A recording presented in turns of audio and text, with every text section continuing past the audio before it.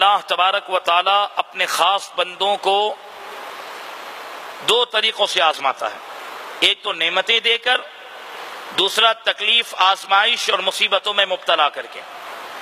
اب حضرت ایوب نے پہلا امتحان تو بڑے عمدہ انداز میں پاس کیا، یہ امتحان بڑے عمدہ انداز میں پاس کیا کہ جب اللہ تبارک و تعالی نے آپ کو اتنی نعمتیں دی تو جتنی نعمتیں رب دیتا آپ اپنے رب کا اتنا شکر ادا فرماتے۔ دنیا کا معاملہ کیا ہے کہ ہمیں آزمائش کے وقت، مصیبت کے وقت، پریشانی کے وقت اللہ رب العالمین یاد آتا ہے۔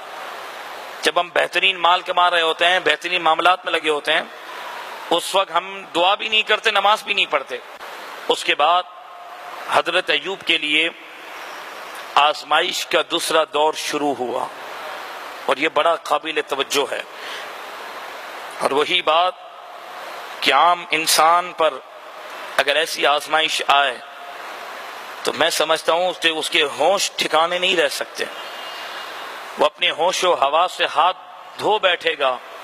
وہ آزمائش اللہ تبارک و تعالی نے حضرت ایوب علیہ السلام سے لی اور انہیں اس آزمائش میں مبتلا کیا۔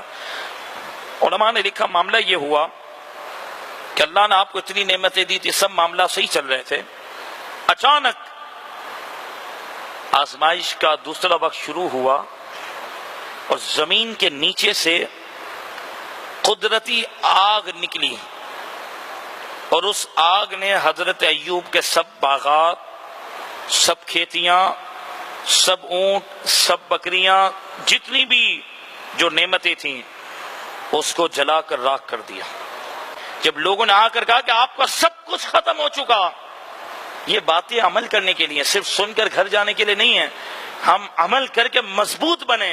حضرت ایوب نے بڑا خوبصورت جواب دیا کہ لوگوں سنو، یہ سب مال و دولت اللہ نے مجھے عطا کیا تھا، وہی اس کا مالک حقیقی ہے، اس کی مرضی ہے، جب چاہے لے لے، جب چاہے دے دے، کسی کو مجال نہیں کہ اللہ کے حکم کے سامنے کوئی بات کر سکے۔ جہاں آپ کا پورا مال جل گیا، راکھ ہوا، اور آپ کی اولاد ایک مکان میں تھی، اسی وقت وہاں زلزلہ آیا، مکان گرا، آپ کی سب اولاد بھی فوت ہو گئی۔ آپ غور کریں، باغات گئے، سب کچھ گیا، لیکن یہ حال دیکھ کر بھی اللہ کے نبی نے صبر کیا اور جواب دیا، لوگوں سنو، یہ اولاد بھی مجھے اللہ نے دی تھی، اللہ نے چاہا تو لے لی مجھ سے۔ یہ آزمائش کم تھی، اب بھی پوری نہیں ہوئی۔ پھر کیا ہوا؟ سر سے لے کر قدم تک آپ کے جسم میں آبلے پڑ گئے، سمجھتے نا آبلے، جو پھوڑے جس کو بولتے ہیں، وہ پڑ گئے۔ شدید خارش ہونے لگی، اور ناخنوں سے آپ نے جسم کو اتنا کھجایا کہ ناخن گر گئے۔ پھر آپ نے جو ٹھیکڑیاں ہوتی ہیں نا، اس کو اٹھایا اور پتھروں سے اپنے جسم کو کھجاتے رہے، یہاں تک کہ آپ کو جسم شدید زخمی ہو چکا۔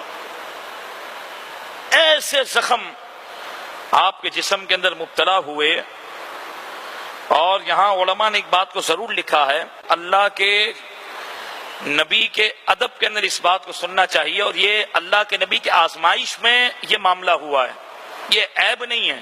ایک دن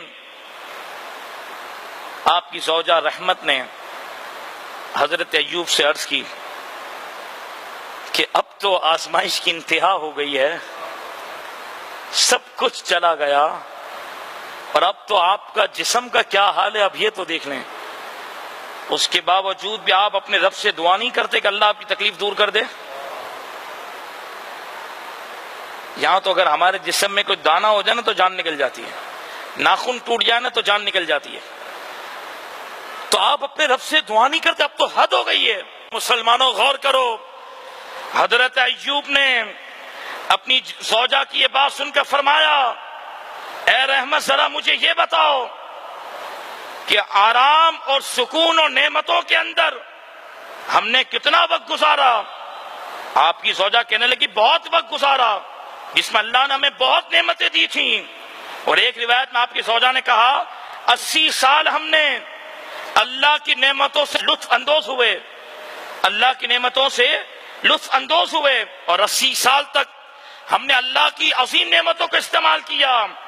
تو آپ علیہ الصلوۃ والسلام نے جواب دیا، اے رحمت، مجھے اللہ سے شرم آتی ہے کہ میں اس سے دعا کیسے کروں.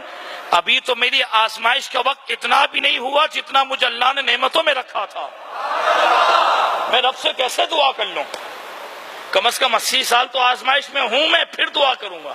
تھوڑی دیر میں رب سے دعا شروع کر دوں کہ اللہ مجھے آزمائش سے بچا لے؟ نہیں، مجھے اللہ سے شرم آتی ہے کہ جس رب نے مجھے 80 سال تک اتنا خوش رکھا، اگر اس رب نے مجھے آزمائش میں مبتلا کر دیا تو میں کیسے فوراً دعا کروں؟ اتنے سال تو صبر کروں جتنے سال میں نے نعمتوں میں گزارے ہیں.